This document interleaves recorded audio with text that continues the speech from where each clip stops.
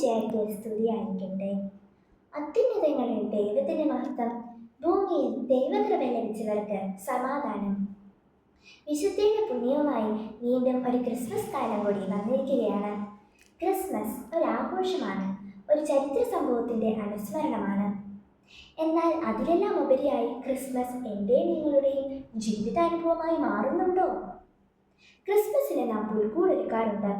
എന്നാൽ രക്ഷകൻ പിറക്കാൻ ഒരുക്കമുള്ള ഒരു ഹൃദയം എനിക്കുണ്ടാകുമ്പോഴാണ്, ക്രിസ്തുവിൽ ഞാൻ വീണ്ടും പിറക്കുമ്പോഴാണ് ക്രിസ്മസ് എൻ്റെ ജീവിതാനുഭവമായി മാറുന്നത്.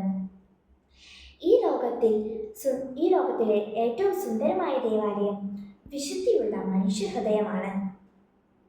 നമ്മെ കാണാനും കേൾക്കാനും നമ്മുടെ സുഖദുഃഖ അനുഭവങ്ങളിൽ പങ്കുചേരാനും സ്വർഗം വിട്ടിറങ്ങി വന്ന ദൈവസ്നേഹത്തിൻ്റെ വലിയ സാക്ഷ്യമാണ് യേശുവിൻ്റെ മനുഷ്യാവതാരം.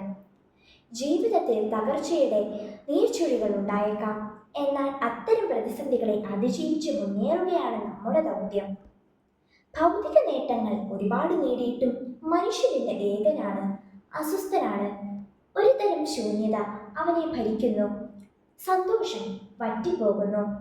ജീവിതത്തിൽ നിരാശ അനുഭവിക്കുമ്പോൾ ദൈവം കൂട്ടിനുണ്ടെന്ന ഓർമ്മപ്പെടുത്തലാണ് ഓരോ ക്രിസ്മസും. ആരുമില്ലാത്തവർക്ക്, ഹൃദയം തകർന്നവർക്ക്, പരാജയങ്ങൾ ഏറ്റുവാങ്ങുന്നവർക്ക് ഈ ക്രിസ്മസിന് കൊടുക്കാവുന്ന അമൂല്യമായ സമ്മാനം നാം അവർക്ക് തുണയായി ഉണ്ടാകുമെന്ന ആശംസയാണ്. ഈ ലോകത്തിന് സമാധാനത്തിൻ്റെയും പ്രത്യാശയുടെയും ആശംസയുമായാണ് ക്രിസ്തു പിറന്നത്. സന്തോഷവും സമാധാനവുമാണ് നാം ആഗ്രഹിക്കുന്നതെങ്കിൽ ഒരു നല്ല മനസ്സ് രൂപപ്പെടുത്തുക. മനുഷ്യനോടും പ്രകൃതിയോടും സമാധാനത്തിലാവുക. സ്വാർത്ഥത വെടിയാനും മറ്റുള്ളവരെ സ്നേഹിക്കാനും അംഗീകരിക്കാനും നാം തയ്യാറാകുമ്പോൾ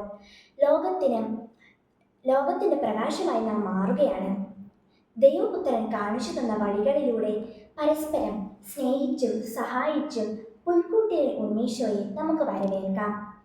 ഏവർക്കും ക്രിസ്മസ് ആശംസകൾ നേർന്നുകൊണ്ട് നിർത്തുന്നു. നന്ദി, നമസ്കാരം.